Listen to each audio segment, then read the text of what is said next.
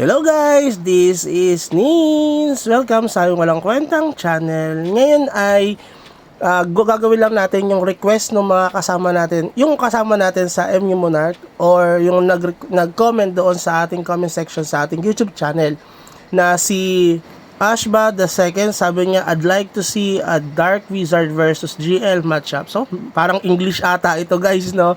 Anyway, bahala ka siya dyan. Maganda lang tayo dito ng subtitle, di ba?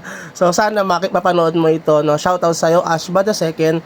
Tapos si Norman Libre, susunod natin yan ipapakita yung ating stats na skill. So, panibagong video na naman yan para panibagong views, panibagong kikitain natin dito sa ating YouTube channel, no? So, kung hindi ka pa nakasubscribe dito, please consider like and subscribe sa ating channel kung nakatulong itong video na ito para sa inyo, no? At kung may gusto ka pang matutunan sa ating mga walang kwentang videos. So, ito na nga guys, susubukan natin labanan yung Grow Lancer versus Dark Wizard. So, tayo yung Dark Wizard guys. So, ito na guys yung kakalabanin natin. Okay, wala siya dito.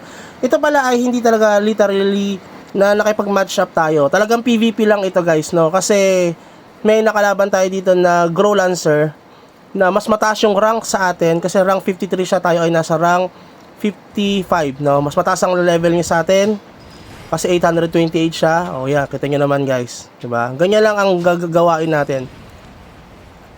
Makikisaw-saw tayo. Kita nyo, meron siyang accessory guys na nagtatatlo sila. So tayo kasi wala tayong ganong accessory, so advantage siya na sa atin yun guys. Pero kita nyo naman, bago siya makalapit, talagang pinupulbos na natin siya, no? Ang pangalan niya ay Ukininam, no? Ngayon, kung kung yan ay harapan, medyo alanganin ako dyan, lalo pag gumamit siya ng skill na kinukulong tayo, medyo hindi tayo makakapalag ng sobra-sobra doon, no? So, 1-0 yan talaga guys. Then, tignan naman natin yung rank niya dito. Kasi tayo sa cross server ay nasa rank 55. So, siya pala ay nasa rank, basta sa Grow Lancer, siya ay top 4.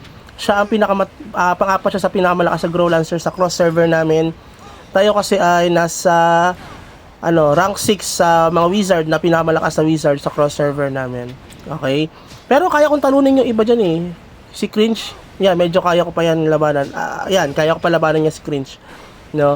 So, yun yung ranking sa amin dito. So, meaning to say, mas mataas ang rank niya sa akin. Tapos yung set niya, level 12 na rin yung mga florites niya. Tapos, kita nyo naman yung accessories niya. Meron na rin siyang critical damage tsaka yung speed. Mas critical damage na rin yung kanyang isang accessories na ring. No? So, kung tutusin, mas mataas, mas malakas sa atin ito. Kasi mas mataas din yung level, yung ups ng kanyang set dito. It's just so happen na kaya natin siyang tiyani-tiyaniin. Yung kasi yung advantage ng Wizard din, no?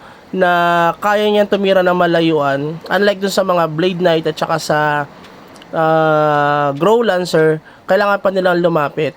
Grow Lancer din tayo dati, yun yung problema ko dati na hindi ako makalapit agad. Pag nakalapit ako or lalapit pa lang ako, talagang magtitipi yan, mga wizard na yan, tapos papatayin na lang tayo, tira-tirahin tayo. O siya, rank 53 siya guys, tayo ay rank 55 dito. So yan yung ranking namin ibig sabihin, mas mataas siya sa atin. Level, accessories, at florites, halos sa advantage siya rin sa atin yun. Tapos yung kanyang apps sa kanyang set. Yun nga lang, syempre, depende kasi yan sa playing style mo. Even na mas mataas yung level niya sa'yo at yung gamit niya sa'yo, pero dahil magaling kang gumamit ng wizard, kayang-kaya natin silang patayin, no? So yan, no? Habulin niya tayo, guys. 'Di ba? Kita nyo, pag pumutok yung combo natin, ubos na agad yung buhay niya. Hindi niya tayo mahabol, guys. Kita nyo, 'di ba? Ganyan lang yung gagawin niyo pag may nakalaban kayong Grow Lancer. Kalalapit pa lang siya, ubos na agad yung buhay niya. Napipikon na lang yan guys, kahit gumamit pa siya ng rage. Kasi nga, lalambot din siya sa atin. Pero, kapag medyo sobrang layo talaga noong battle points natin sa kanya, kunyari, mas sobrang lakas niya, no? Spender siya. Syempre, hindi naman natin kakayanin yun. Okay? Dito lang kasi, medyo nagpapantay kami dito. Okay? Hindi nagkakalayo yung lakas namin.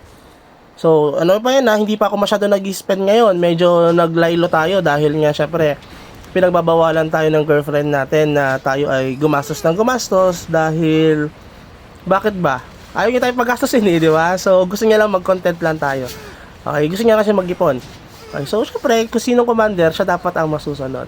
So, kita nyo naman dito guys, siya ay nasa rank 53, tinalo siya ng rank 55. Hindi ko lang alam guys kung yan ay talagang harapan kami may kipaglaban. Pero usually naman kasi, kapag agawan ng Red Boss, hindi yan talaga yung harapan ng, harapan sa patayan eh. Ang ginagawa dyan, talagang hit and run. Lalo kung wizard, kung may mga magki-question dyan na hit and run tayo, no, or coward yung character natin, mga stupid yan. Kasi nga, yun yung forte ng mga wizard. Hindi tayo makikipaglaban ng harapan. Okay? Traitor tayo eh. So, kumbaga, kapag nandyan yung kalaban natin, lalapit tayo, i-hit natin yan, pagkapalapit na siya sa atin, doon tayo magte-teleport, doon tayo magtatago. Kasi yung mga Blade Knight naman, yun naman yung kanilang advantage, kailangan nilang makadikit sa atin. Blade Knight at saka yung mga Grow Lancer, kailangan nilang makadikit para makabawas sa atin. So kaya pinili ko ang Dark Wizard kasi nga bago pa lumapit yung mga yan ay mababawasan agad natin. Pero syempre malalakas kasi ang Blade Knight talaga. Meron silang dash, meron silang blink. So kapag ginamit nila yon, talagang makakalapit sila sa atin. So depende na lang sa playing style nyo kung paano nyo siya gagawin, no? So, yan lang yung aking experience dito sa pakikipaglaro sa Dark Lord, sa Grow Lancer kontra sa Dark Wizard kontra sa Grow Lancer, no? Kasi nag-Grow Lancer din ako dati. Matagal ako nag-Grow Lancer kaya alam ko kung ano yung mga weaknesses nila. Okay? So, kung umabot ka dito sa video na ito, please consider like and subscribe para mas marami pa tayong views at income na makukuha, ma-generate. Okay, malapit na tayong mag-cash out, mag-pay out. So, yun lang siguro. Have a good day. Bye-bye!